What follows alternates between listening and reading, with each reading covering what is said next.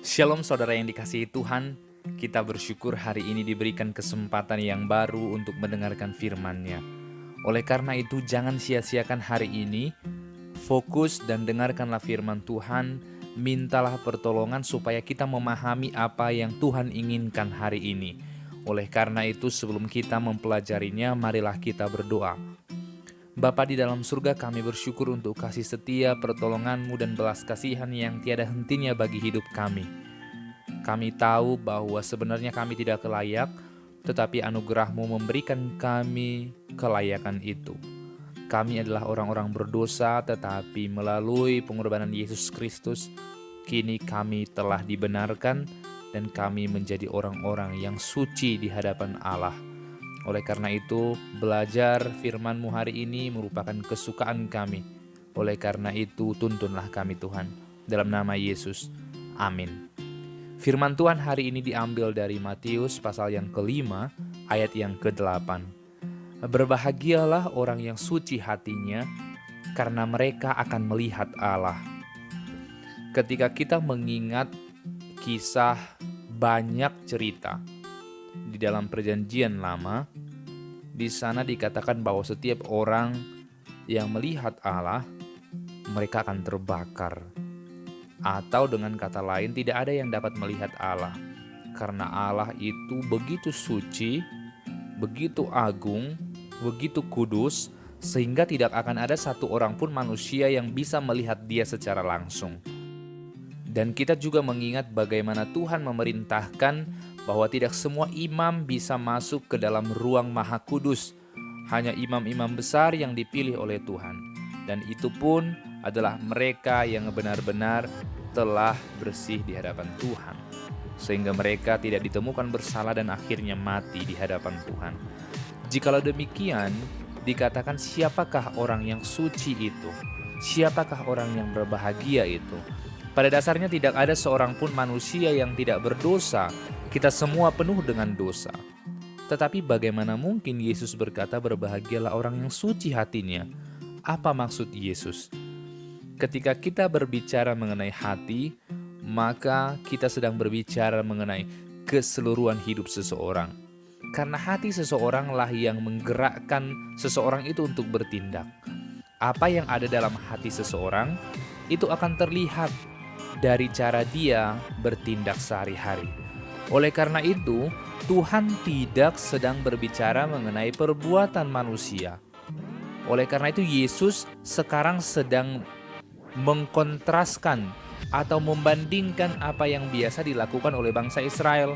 Orang Israel sangat heboh, sangat suka membicarakan mengenai kekudusan dalam bertindak. Oleh karena itu terlihat dengan banyaknya ritual mereka, persembahan yang diberikan mereka, melakukan puasa, sunat, dan begitu banyak hukum-hukum Taurat yang mereka harus kerjakan sehingga mereka disebut suci. Sehingga Yesus berkata, berbahagialah orang yang suci hatinya. Hati itu menjadi fokus daripada Yesus, bukan perbuatannya. Karena Yesus sadar bahwa hati seseorang adalah kunci dari bagaimana ia bertindak. Ketika kita mengingat apa yang dikatakan Yesus di dalam pasal 5 ayat yang ke-28, saat itu Yesus berkata, setiap kita yang memandang perempuan dan mengingininya sudah berzinah dengan dia di dalam hatinya. Saya pikir ini bukan hanya untuk laki-laki tetapi juga untuk perempuan. Barang siapa mengingini seseorang di dalam hatinya, maka sesungguhnya ia sudah berzinah. Belum melakukan sesuatu, tetapi saat kita mengingininya, kita pun sudah berzinah. Hati itu menjadi sesuatu hal yang sangat penting dalam hidup seseorang. Sehingga kita juga mengingat bagaimana Musa memberikan Taurat itu kepada bangsa Israel. Ia berkata di sana bahwa ketika engkau mengingini milik orang lain, itu pun kamu sudah berdosa. Kita bisa melihat itu dalam Keluaran pasal 20 ayat 17.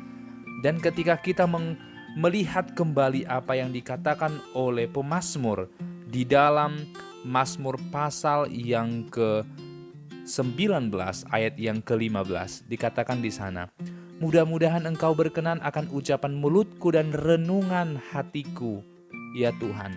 gunung batuku, dan penebusku.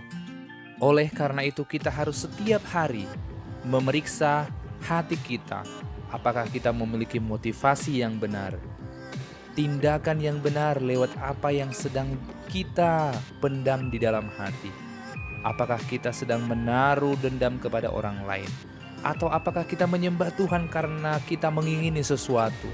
Atau apakah kita menyembah Dia karena kita betul-betul mengasihi Dia dengan sungguh-sungguh di dalam hati kita?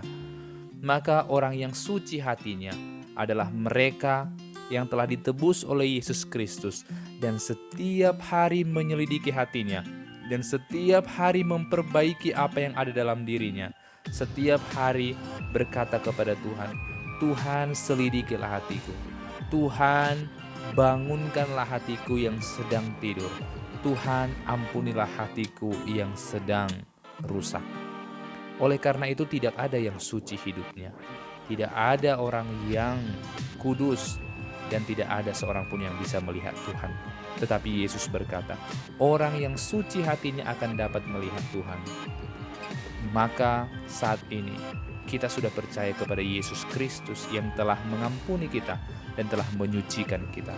Maka setiap hari isilah hatimu dengan kebenaran dan perbuatan yang benar.